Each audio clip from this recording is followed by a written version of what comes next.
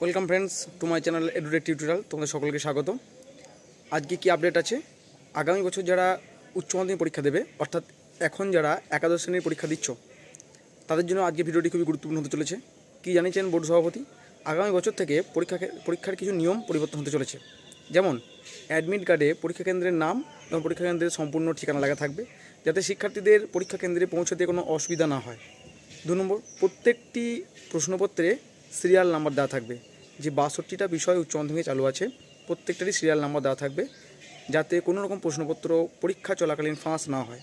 এবং আগামী বছর সম্ভবত এই যে সিস্টেমে পরীক্ষা হচ্ছে, অর্থাৎ যে প্যাটার্নে পরীক্ষা হচ্ছে, সেটি শেষ পরীক্ষা, এরপর সেমিস্টার ভিত্তিক চালু হবে। তাই মনে করা হচ্ছে প্রশ্নপত্র তুলনামূলক অন্যান্য বছরগুলি থেকে সুবিধা হবে। আজকে এই ছিল আপডেট। সঙ্গে থাকার জন্য ধন্যবাদ। ভালো থাকবে, সুস্থ থাকবে। ভিডিও ভালো লাগলে অবশ্যই একটা লাইক দেবে এবং কমেন্ট করে জানাবে তোমাদের কোনো প্রয়োজন হলে।